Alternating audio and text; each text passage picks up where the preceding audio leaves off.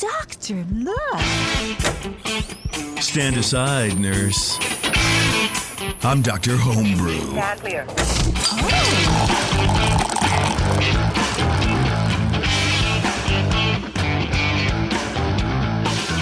Hey, welcome back, everybody. It's Dr. Homebrew for the month of May. We're very excited to chat with you guys about homebrew. That's sort of what we do here. We're going to talk to a third Brian. We are going to have a convergence of Brians, and I'm still not really okay with it, but that'll be fun to communicate with everybody. Maybe the three of us could brew a beer together. We could call it Evil Brian 3. That's right. Please do. Brian yes, is... we can call it the Council of Brians. That's right, yes. Will the Council of Brians please approach the JP? The life of Brian. That's right. We're going to have a Marzen from A. Brian, and then Brandon's going to call in, and he has a barrel-aged barley wine, which is sort of like a rare thing these days, which is cool. If this was 4 years ago, we'd be getting these all over the place. But there's ever a good summer beer. It's a barrel-aged, wood-aged barley wine. For sure. But before we get to all that, I want to thank 5 Star Chemicals. 5 Star Chemicals has been with us from the beginning.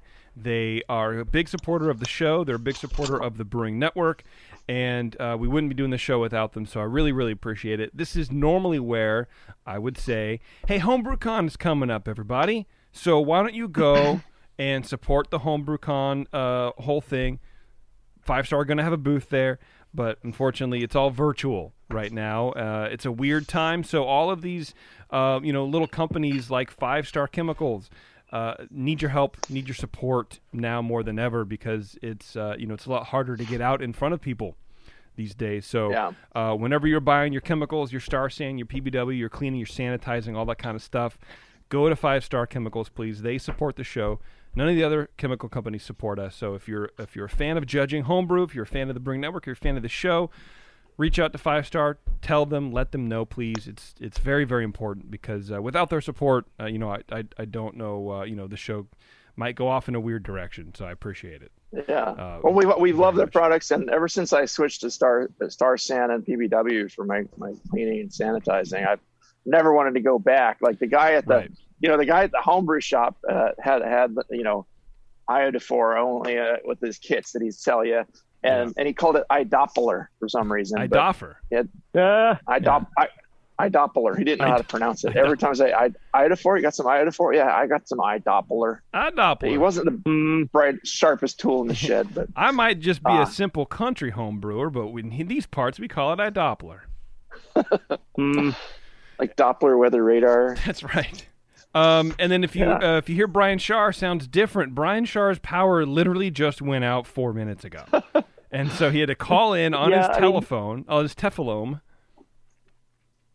This is just the cursed episode of the cursed episodes, because last week we were going to do these episodes and we had technical difficulties, and we got all set up, half an hour before the show. Everything was great. And then literally, less than a minute before we're going to start, bam, power was out. Done. And, longtime listeners may remember that the Brewing Network studios used to be in beautiful Martinez, California.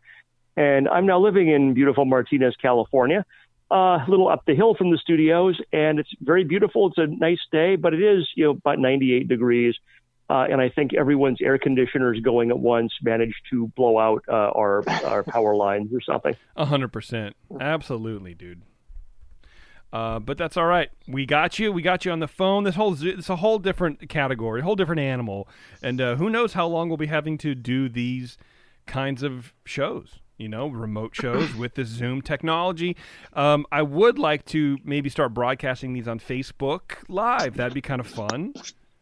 Yeah, we did one with on the session recently with Justin and Jamil, and we had Oleg Shapirko and myself on after Gary Glass, of course, talking about HomebrewCon. But the session, it was a really, really cool episode of the session, and it was all streamed live. We got a ton of people watching us live, and you just text friends, hey, go on live and watch us. And I have an announcement to make. I am the West regional rep for the BJCP now. Whoa! As of yesterday. Congratulations, young man. Nice work. Thank you to, Brian Shar was one of the guys that endorsed me for the position there, and I thank him for that. Also, a lot of the past the BJCP reps, but I do work. My opponent Oleg, he's also a very good assistant rep right now, and he's going to stay on as assistant rep. So cool. I want to thank him for running a good race against me. We increased the vote, I think, a little bit over some of the other regions. There were 4 regions that voted, and we got the second best turnout, but it was still lower than I would have liked. We got to do some work there, but Oleg and I will be working together to do some good things for the judge program. Well, that's sort of what happens nationally anyway. No, people don't really like to vote as much as we tout that as a benefit of living in this country. Other assistant reps in Hawaii and southern and LA area. We also have added Nevada to our region, so we're excited about that. And we're going to be adding some assistant reps there. Wonderful, man. Well, good job. Hopefully you can get some BJCP points for doing this show. I haven't approached him about that, but I did mention it in my little write-up about myself. I said, some people find this show to be amusing. I don't know why, but it happens. Yeah. Now that you're a BJCP rep there, Brian, I think that you can probably put something forward that you and I should move up like at least one Grandmaster rank just for doing the show. Yeah. Without grading this should be like more exams. This could be our BJCP service requirement right here. And 100%. You know what? And anything to come after Gordon Strong. That's really what I think this whole show should be about. We should change it from Dr. Homebrew to coming after Gordon. Because that's feasible because he's like a Grandmaster 42 or something. Right. And I'm not sure it's possible for a human being to be as grand a Grandmaster as Gordon Strong. That guy works his tail off. He's busier now than ever. So especially he really does. Yeah, it is a fitting title. All right. I mean, I kid because I love, but that man does. I mean, he's constantly doing everything for the BJCP. So I think if anyone deserves to be a high-ranking guy, it's Gordon. Well, and you know what? And I think he's taller than me, which I'm 6'5", and Gordon Strong is not a skinny man, and he's not a short man. And he's very imposing, but man, you talk to him for 4 seconds and you're in love, like you want to marry him. Right. That's the way I feel. You're like, oh shit, it's Darth Vader. He's looming over you. And then you're like, oh wait, no, this guy's a big teddy bear. We love Gordon. But he has eyebrows, unlike Darth Vader. But he's real smart too. So yeah, 100%. We're gonna hopefully work well together. And we've all got some ideas. There's some new assistant reps that'll be coming in. And so, very cool. They've expanded the regions to 10 now, so it's a really exciting time. Worldwide growth is huge, and we're excited. So great. Well, who are we chatting with, though? We're going to be talking to Brian here in just a second. But what we should do in a later episode is potentially maybe talk about the changes coming to the BGCP. I think that'd be interesting. We can invite some comment, and yeah, that'd be fun. All right, let's take a quick break, everybody. When we come right back, we're going to be speaking with Brian Mills with his Marzen. I'm very excited for this because Marzen is a very, very excellent style, and used to see it a lot commercially, and now you don't really so much anymore, unless it's hazy and juicy. But Brian and I judged ours. You still have one. I'm going to get it right now. Yeah. All right, everybody, hang on real fast. This is Dr. Homebrew. We'll be right back.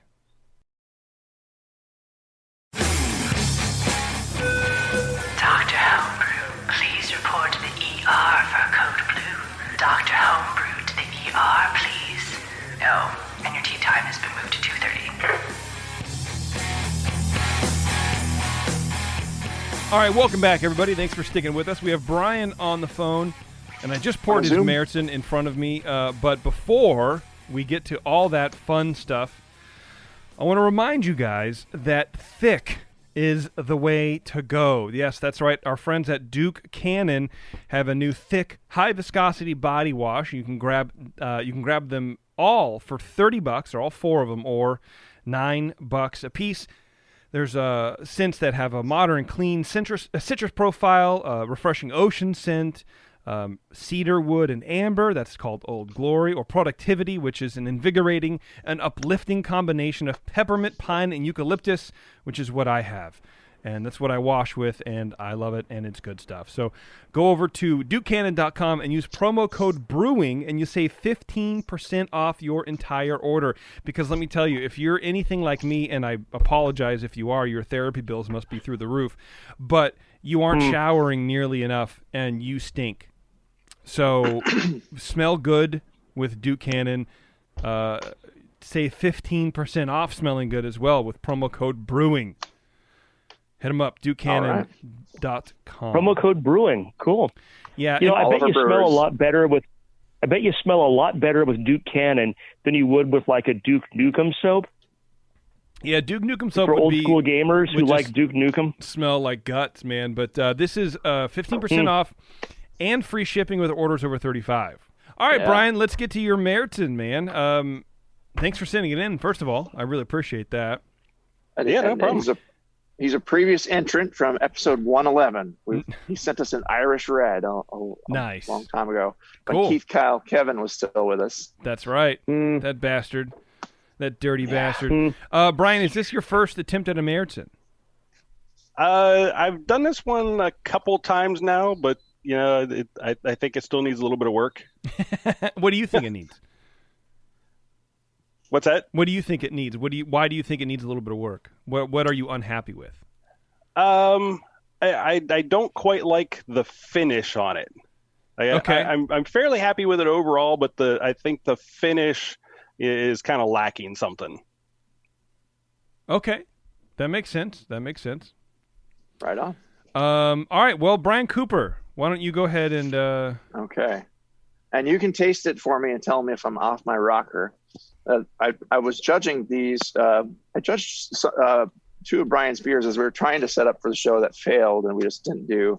So I thank you for coming back again this week and being available on short notice to make this work. But JP has the beer. From what I noted during that setup there, it had a pleasant toasty malt aroma up front, low spicy herbal hop with a clean lager fermentation profile, no obvious alcohol or esters, and I didn't get any DMS or buttery diacetyl.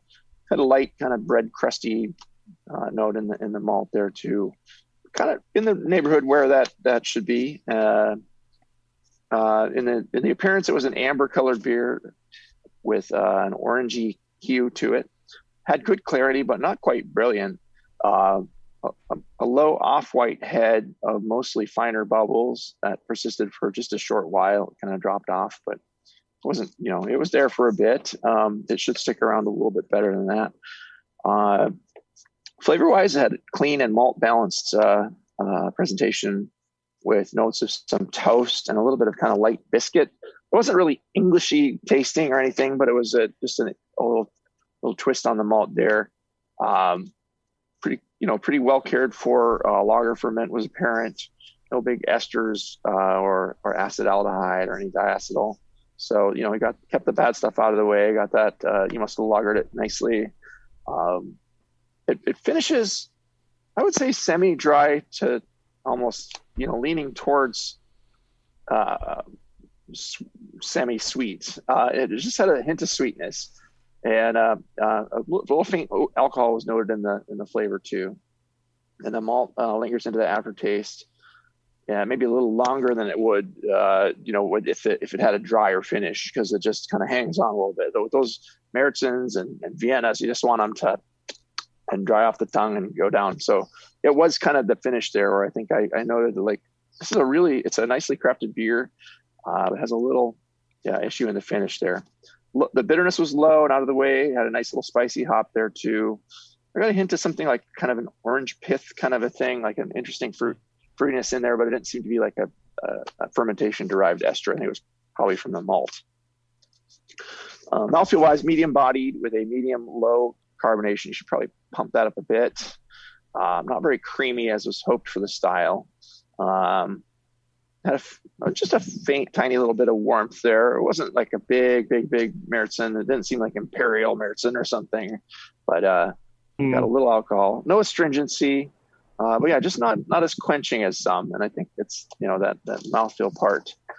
Overall impression, a very pleasant drinking Marzen could benefit from a bit more CO2 and slightly higher attenuation to dry out the finish. Dry it out a little bit more and not lose those nice toasty flavors that are there. And you got to let them shine through on the finish as it dries out the tongue. And just so well crafted brew with some really, seems like you used good ingredients, fresh ingredients, and did your lagering nicely. So, overall, I landed a kind of middle of very good here. I gave it a 35. It's there. It's mostly kind of the balance, because to me that dryness is a part of the key of the style. That if you fix that, this would probably be creeping up towards 40 or more, honestly, because it's really well crafted otherwise. Yeah, I get that. I see what you're saying. The carbonation is a little low, and I don't want to step on Brian Schar's analysis.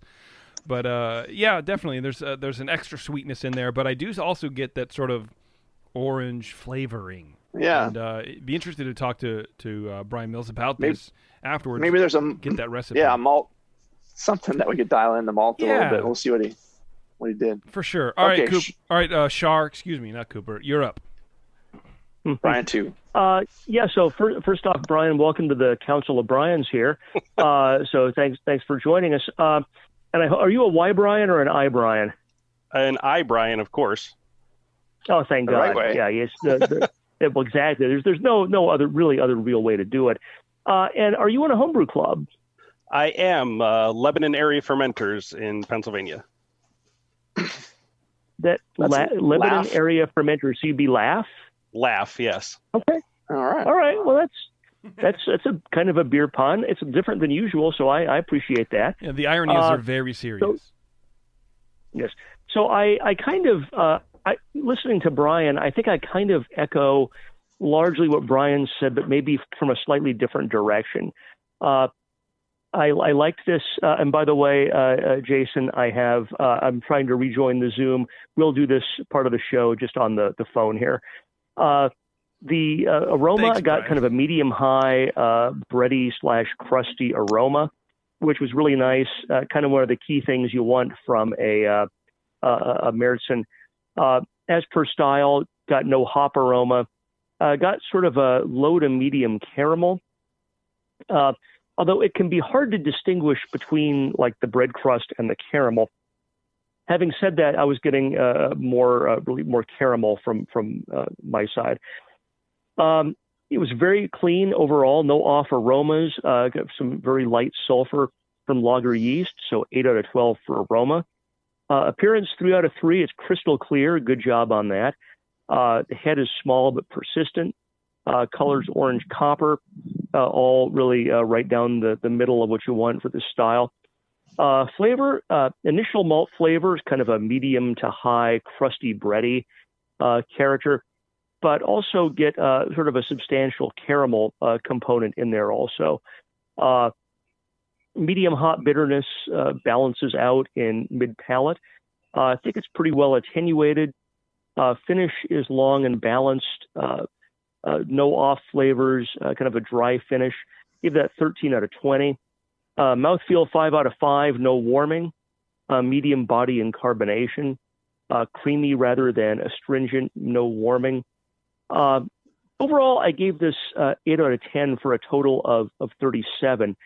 And, I really like this beer a lot. I think that the attenuation is high, and it doesn't leave the cloying finish that really is kind of my Marzen is not one of my favorite styles because for whatever reason, a lot of them tend to be kind of cloying in the finish, either because of incomplete attenuation or because of malt bill issues or something. They tend to come out a bit heavy and a bit not necessarily under attenuated sweet, but more like a high perceived sweetness from ingredients or process or something. So I really liked that. The only thing that keeps me from scoring it higher is that the guidelines are pretty clear that there shouldn't be caramel flavor or aroma. And I was definitely getting caramel in both of those. I'll be curious to hear about your recipe and your process. If you're using a caramel malt or something, recommend not doing that. But then otherwise, I'd be curious to hear a little more about your process, and maybe we can give you a little bit better advice than that. JP, are you getting any caramel in the beer? I think sort of, but I would guess that the low carbonation sort of makes it that orangey candy aspect of it rather than caramel malt, right? You know what I mean? So it kind of dulls the malt overall, so it comes across a little more flat and kind of. It honestly smells sort of like an old fashioned or a Manhattan. No, old fashioned. Yeah, with the whatever the orange. It's like orange bitters. It's very weird. Brian Mills, Council of Brian's number 3. Go over your recipe if you wouldn't mind, please. Sure. I think I might know where some of that's coming from, so I'll go through it here. I'll do it as percentages just so it's easier depending on what size batches people are doing. So there's 34% German Pils, about 32% Vienna, 8.5% each of dark Munich and light Munich, and 17% Melanoiden. I'm going to guess maybe that's where some of that character you guys are getting is coming from. I bet it's that dark Munich and the Melanoiden, really right? Sorry, go ahead. No, I was saying I would bet it's that combo of the Melanoiden and the dark Munich, right? I mean, that's a lot of... Yeah. That's a lot of Melanoiden malt. Yep. Yeah, the dark Munich has a different flavor. It's not usually super caramelly, but sometimes you can get a little more fruitiness out of it and a little richer malt presentation, of course, because it's just been roasted a little harder there. So yeah. So and then as far as hops go, there's about 13 IBUs of Magnum at 60 minutes and about 10 of Hallertau Mittelfrüh at 30 minutes. Mm-hmm. I think the hops were nice. I wouldn't really change them. I think they were in a decent place. Yeah, the mash I ran a little high. I've been around 157, and I think part of that is causing it to finish a little higher than expected as the final gravity. It starts out at 1060. The recipe calculator estimates it to finish at 1013, but it's been the couple times I've done it finished at 1020. So, Brian Cooper, I know you said that that it may need to be a little bit drier, and I think I agree with that. Yeah, I would mash a little lower for sure. I think you want to go to low 150s at least. As far as water goes, I blend water. So I do have RO here. I have fairly hard water. So typically what I do is start off with about 75 or 80% of RO water with my water blended into it, and then salts as needed. Yeah, I think the water was okay.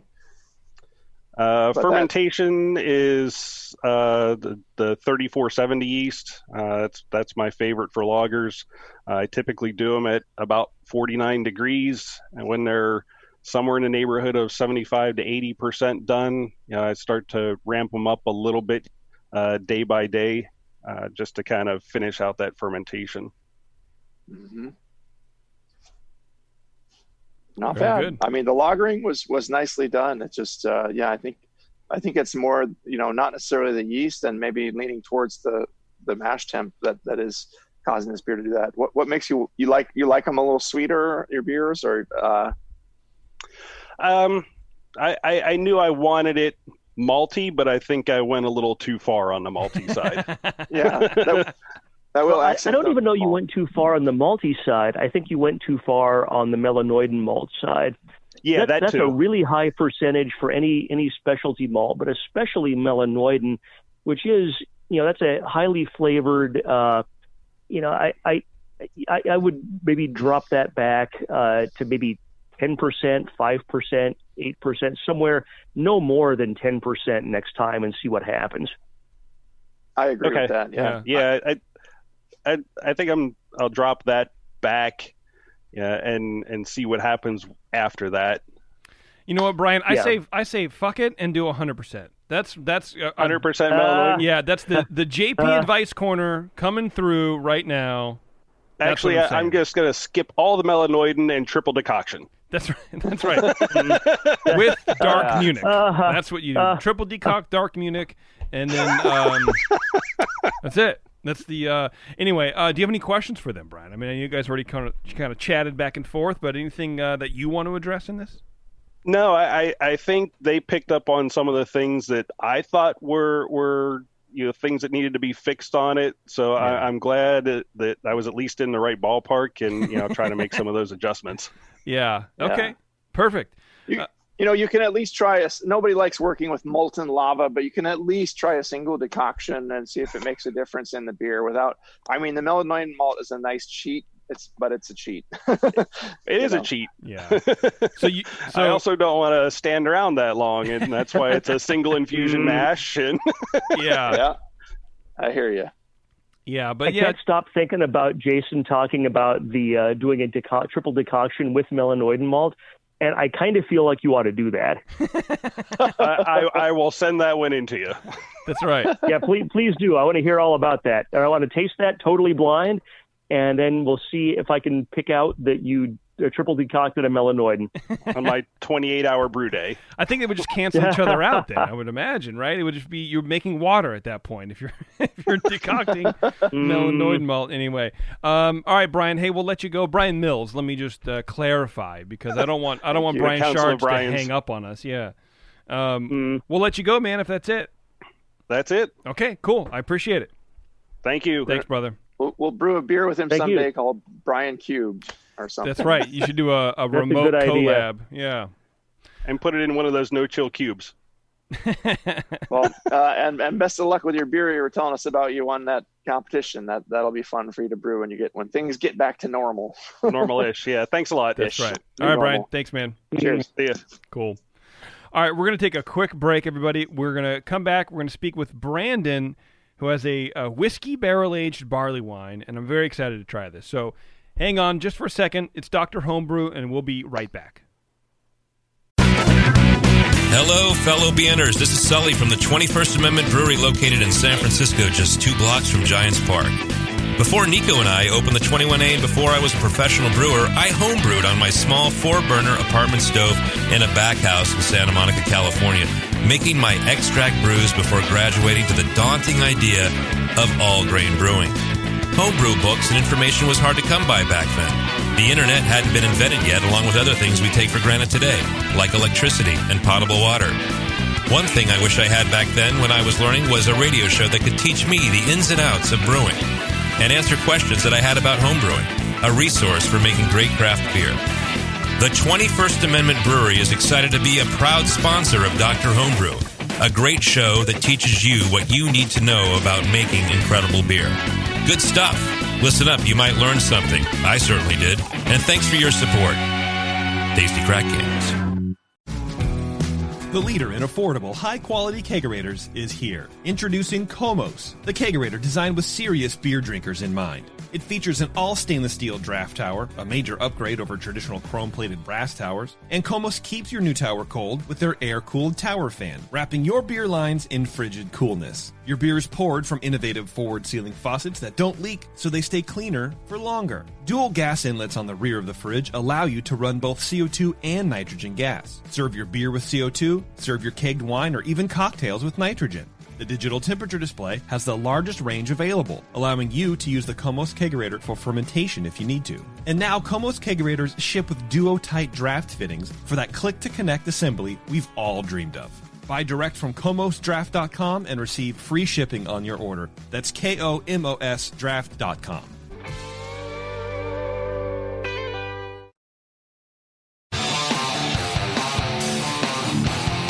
Ma'am, I'll need to take your top off for this examination. Oh, doctor. All right, thanks a lot, everybody, for sticking with us. I appreciate it. Joining us now is Brandon with his whiskey barrel-aged barley wine. Brandon, how's it going, man? Pretty good. Yeah, you doing all right? Yeah, doing great. There you go, man. Handling the quarantine thing, lockdown or whatever, brewing some beers and shipping them all over the country, huh? Yeah. It's like, yeah, whatever, man. I don't know. So tell me a little bit about the history behind this beer. Have you made a barley wine before? And if you have you put it in a whiskey barrel before or done any sort of like wood aging with it? I believe this is my first barrel-aged barley wine, but I have brewed a couple barley wines prior to this. Okay. Is it a good style for you? Do you like it, or is it sort of a chore? No, I love barley wines. I really do enjoy brewing them. Yeah. Well, you have the beard for it. I feel like, you got to, I don't know, there's like a certain person who likes barley. There you go, Brian. Hey, what's up, man? I was getting the barley wine. No, it's fine. It's fine. Let me think about that. It'll be fine. All right. Well, I'll tell you what. Let's jump into this beer. Literally, I have a whole vat of it. I'm going to take a bath in it while Brian Shar starts us off with the judging. Shar, go ahead, please. So, Brandon, I have to ask, are you in a homebrew club? I am. Nibs Homebrew Club, which is Northwest Indiana Brewers Society. Very cool. Have you guys ever made beer with cacao nibs? Have I ever made beer with cacao nibs? Yeah. Oh, yeah.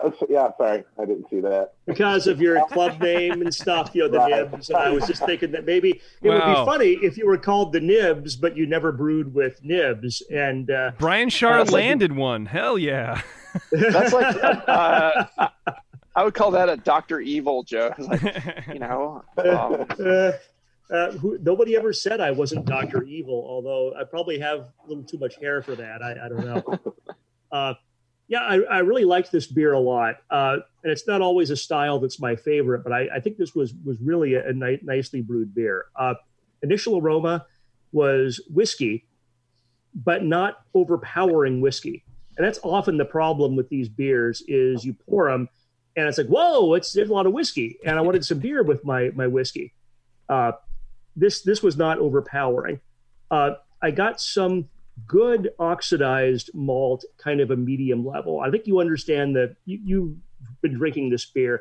I mean, you know what a good barley wine is like when it's been aged. There's sort of an oxidized character that's not papery or bad, but it's that very desirable type of flavor and aroma that you expect from an older barley wine. And this definitely had that, like a fine medium sherry kind of a, yeah. Right. Yeah, sherry is probably the closest to what I would characterize that as. Much more so than cardboard. Very low hints of wood or oak. And I was thinking I might have been imagining it. But nevertheless, I get a little bit of oak aroma out of that. I'm going to go with that was real and not in my head. So 9 out of 12. Appearance, 3 out of 3. It's a dark brown. Low haze is okay for style. The head is low and persistent. Again, you kind of expect low head because of the high alcohol. So that was perfectly fine. Flavor, initially rich oxidized malt, just like you'd experience in any good aged barley wine. The whiskey flavor comes up in mid-palate, kind of to a low medium level, which I thought, again, was really nice, that it wasn't overpowering. It was a nice complement to the beer, which is what you want. I mean, you want that level of balance, that it's not overwhelming. The finish was pretty long, and it was, to me, kind of balanced more between whiskey and malt. Hop flavor really, there's not really much hop flavor. There's some hop bitterness to balance, but really I think the balance here is more of the whiskey and the malt to me. Very well attenuated. Excellent job. I'll be curious later on when you tell us about your OG and your fermentation. These are monsters that are often, 1.1 or higher OG. And getting these things down to anything that's not cloying can be a real feat. So well done on that. The wood finally comes out to me in the flavor at a low level in the finish, which is real nice because you have that malt and you have that whiskey, and then you're toward the end, and to me, that's when the oak really shines. So I gave that 16 out of 20 for flavor. Mouthfeel, definite warming. Certainly would hope so. Low carbonation, creamy, not astringent, medium body, 5 out of 5. Overall impression, 8 out of 10 for a total of 41, which puts you definitely in the excellent category. I really like this beer. The only thing I might try to do a little differently is to have a little more barrel character. And my fear is giving it more barrel character is going to give it more whiskey character, which is then you're going to go up the slope of curve of higher score on the barrel, but maybe down in terms of having too much whiskey. So maybe if you had a little more time on, I'd be curious about your process and how you did this. In your process, if you could, insert more wood. Insert more wood, but not more whiskey. That would be a good idea. The whiskey is at a perfect level. Excuse me. The whiskey's at a perfect level to me. It's noticeable. It's not a punch in the face. Something that I think very few people that do this type of beer manage to succeed at, even at a professional level. It's usually way too much or way too little. So very well done. Thank you. Excellent. All right, Cooper. Okay. Let's go. I had to go get the bottle out of my fridge, and I apologize for leaving you briefly. But don't worry. I didn't travel with my headphones. I left them sitting here, so I didn't have to listen to JP. Yeah, don't worry about it. Well, then you didn't give us the classic comedy of going to the bathroom with your microphone. True.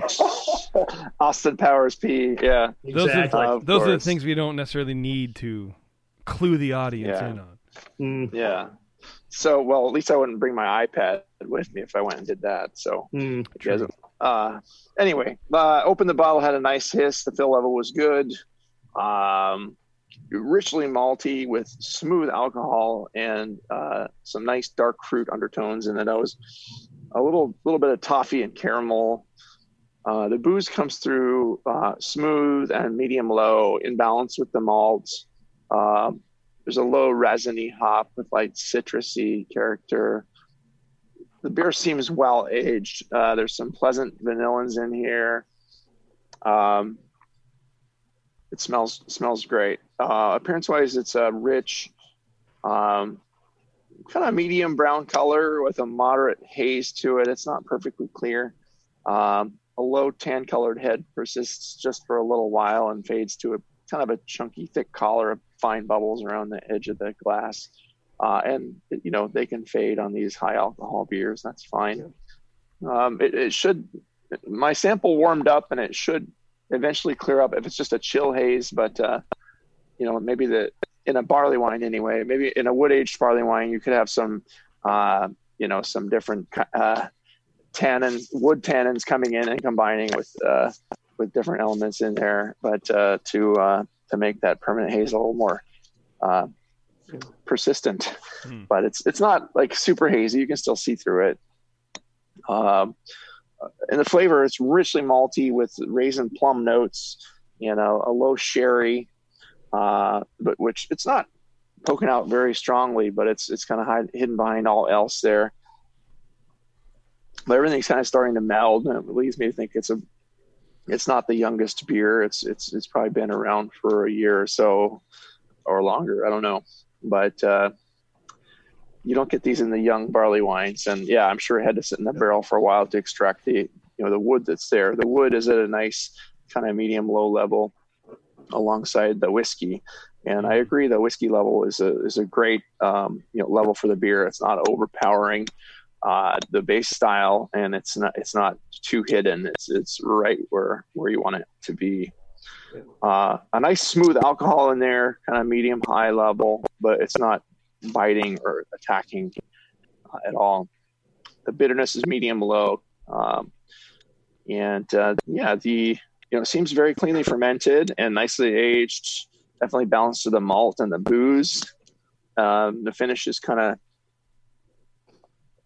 it's I mean, it has the impression of sweetness because of all the malt there, and even maybe the booze a little bit. It gives you a little hint of some sweetness, but it's kind of semi-dry to semi-sweet in that kind of territory, which is good for this beer. You don't want it to be too dry, or you don't have any sweetness to kind of make those malts shine and make it the mouthfeel just linger forever. So it's a full-bodied in the mouthfeel. It's a viscous beer with a luscious and slightly chewy texture, medium low carbon dioxide, a hint of astringency probably from the wood, but it's really not too distracting. It's just kind of a part of the style, and getting a solid alcohol warmth. The beer is the mouthfeel's, it's barley wine. It's thick and chewy, and there's a lot to it there. It's substantial. You want to sip this one. I said earlier, it's not the best summer beer, but I'm actually enjoying it anyway. I would say overall it's a well-crafted, eminently smooth barley wine, aged nicely with the wood and the whiskey in nice harmony. Work on the clarity. I would say the color is toward that. If this were a barley wine, just being entered as a barley wine, sure, it'd be a little too dark with that kind of medium brown color, but it's due to the effects of aging with the wood, it can darken as you're aging these. So a good judge will say, okay, yeah, this is darker than a barley wine should be, but it fits. It's okay. It can get towards that darker color. Yeah. You're saying that we're good judges, Brian. Yes, I'm patting myself on the back right now. Nicely done. I'm unlike Brian, I'm getting some nice wood right now. I think the wood is at a good level. Good for you, man.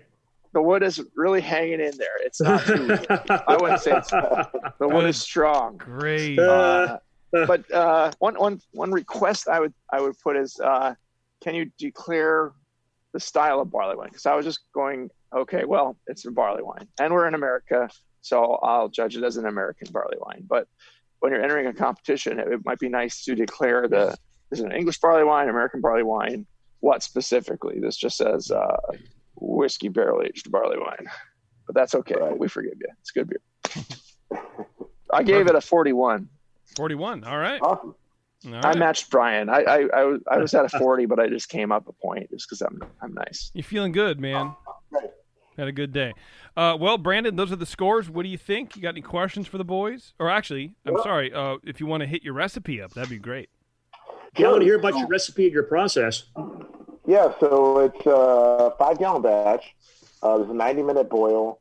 I got 23 pounds Maris Otter, 6 ounces 120, 6 ounces Special B, and then 4 ounces chocolate malt.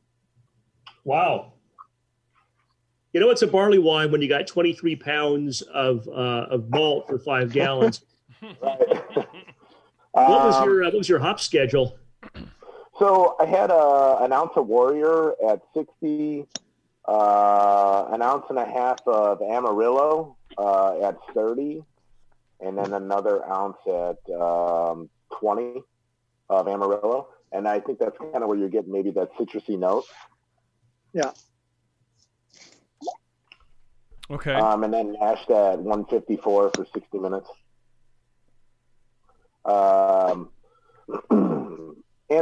So fermentation was a huge starter, obviously. I used Cal Ale, and then I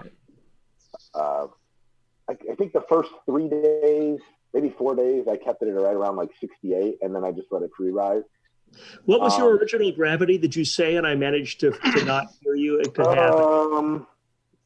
OG was 1117. Jesus Christ. And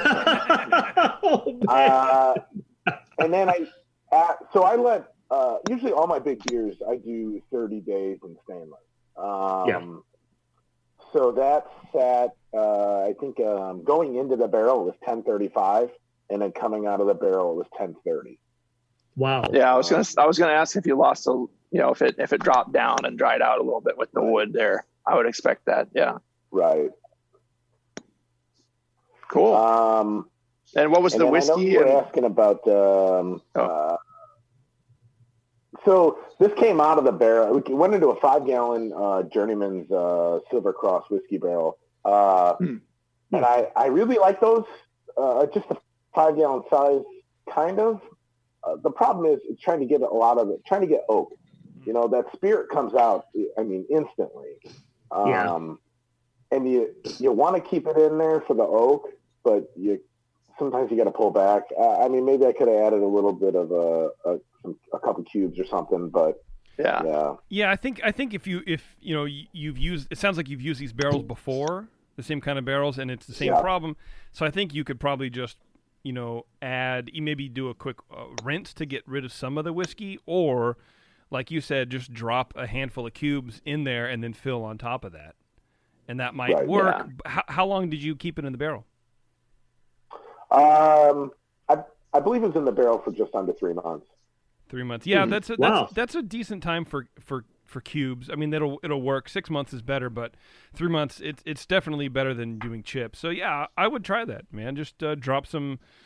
I don't know how many, maybe an ounce. I don't know. It's hard to say because I think, like the other guys have said, it's harder to pick up the barrel character, but it is there. And the one thing you don't want to do is obviously overpower this on one end of the spectrum or the other. So maybe half an ounce.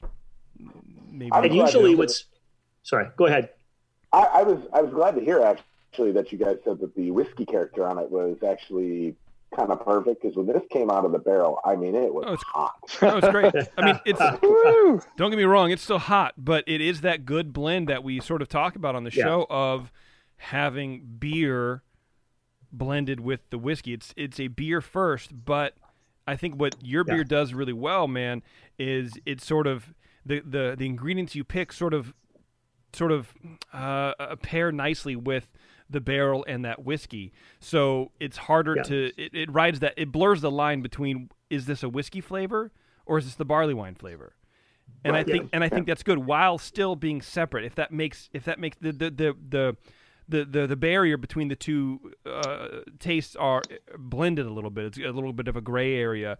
And sometimes that can be very sharp line, and sometimes that line can just not even be there, and it's slam whiskey or slam oak or whatever. But you did a really, really good job in picking ingredients, whether you knew it or not, to match the whiskey flavors. I appreciate it. Yeah.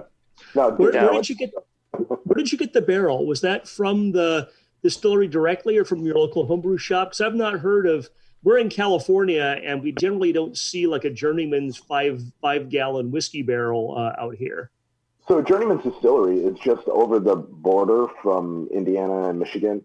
Okay. So I usually go up there to a couple of the breweries like Transient and stuff like that. But I mean, it's nothing. It's about an hour drive. And a bunch of us that brew, somebody's always going there. So it's kind of like, hey, check and see if they got a barrel, Okay. And was it the first time that barrel had been used for beer aging? Yes. Actually, another barley wine went into it after this barley wine came out. And the idea was going to be hopefully that one picked up a lot more wood. This one picked up a lot more whiskey. Mm-hmm. But it still, I don't know. It didn't happen. You might have to add some wood and whiskey to that other one. Soak some chips in good whiskey and drop those in there. Cubes. How long? Never chips. Cubes. Yeah, not chips. Sorry. How many months or how long has it been out of the barrel though? It came out of the barrel June 3rd of last year. Wow. Okay. There we go. Like that year. So it came out of the barrel like tomorrow last year. Yeah. So this is like 15-month-old barley wine. Rad. Yeah. I could tell it had some age. Yeah. This beer never cleared. I mean, it would not drop. And it's funny you said that, because I cracked this bottle open that I had sitting downstairs, and it is crystal clear. Oh, it's so funny because you were saying that, and I'm like, I wish they would have had this bottle. Yeah. That I have a better one home. It's a shame you guys couldn't do that one, but trust me, this one is much better. I'm gonna assume you guys didn't get half the stuff that I sent, JP. Oh, what? No, you're not supposed to say. Anyway, Brandon, do you have anything else? If not, we'll let you go. Do you have any anything that you think could make it better? I mean, don't get me wrong. I do love it. I do like it, and I would brew it again. I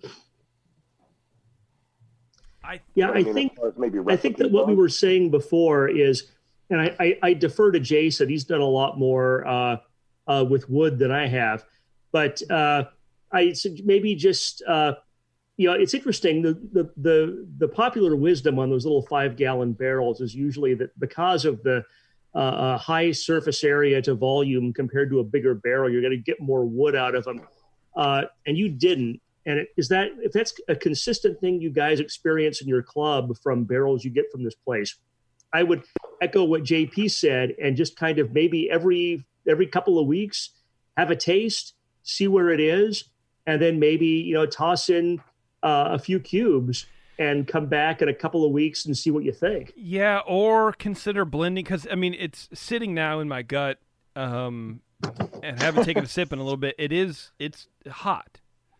So as a consumer, and that's all we can really go on, right? That's all I can really go on. Like, would I pay for this? I think this beer is very good, but it'd be like, wow, it's very hot, and I think it might be limiting for me personally. But I'm a big baby, so what do I know?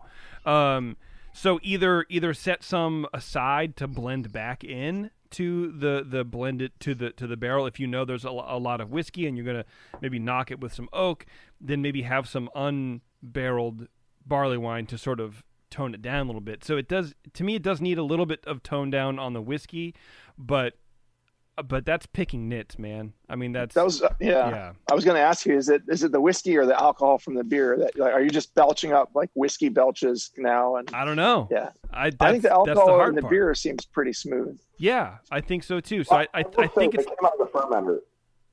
When it came out of the fermenter, it was for what it was pretty smooth. Yeah. Nice. So I'm thinking if you're getting any astringent alcohol or nah, it's not even that. Top fuel, it's coming off the barrel. No, it's not even. It's not even astringent. Isn't like a negative alcohol. It's just a lot of alcohol. Yeah, it's a whiskey. It's not fusily. It is. Yeah. It is boozy. Yeah. So I think it's the whiskey.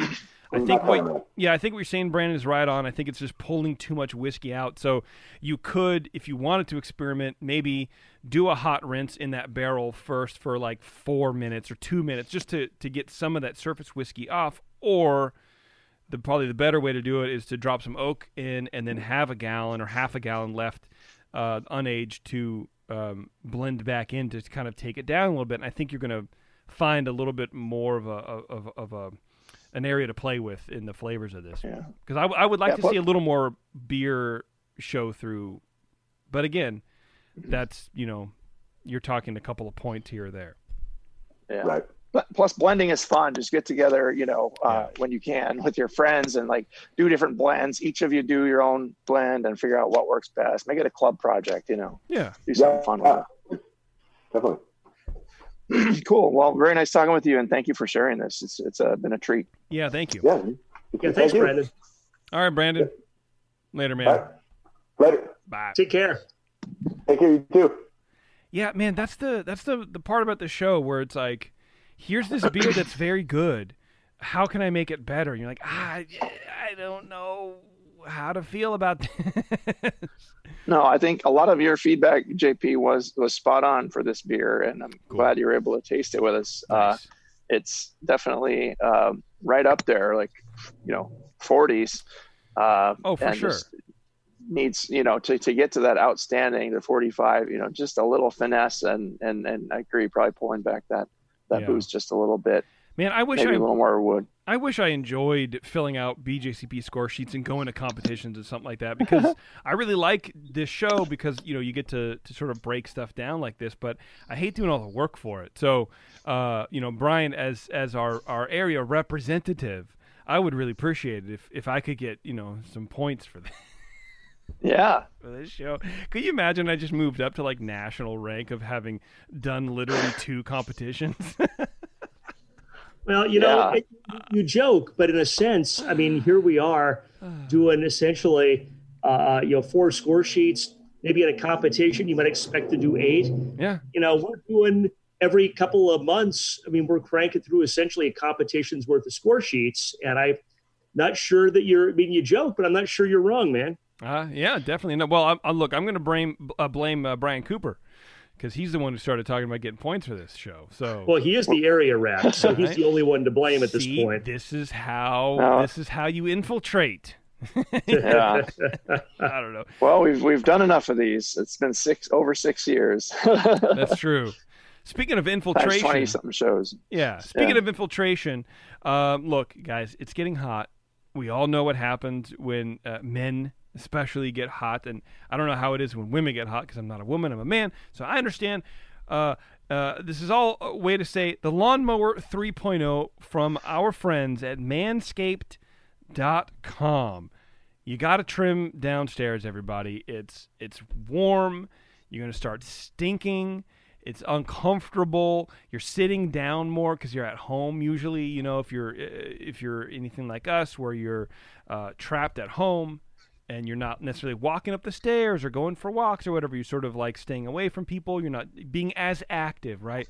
There's a lot of swamp is basically what I'm saying. So what you got to do is clear the hedges. You got to trim the hedges. And this is the 3rd generation Manscaped trimmer. It features a cutting-edge ceramic blade to prevent manscaping accidents. So basically you won't bleed to death out of your scrotum. It's good stuff. Tell me more, Jason. I don't want to bleed to death out of my sack. Well, you don't actually really need to anymore. The premium battery will last up to 90 minutes. There's an LED light. So, Brian Shaw, for example, if you had nothing to do when your power went out, you still could manscape. I might say to myself, you know what?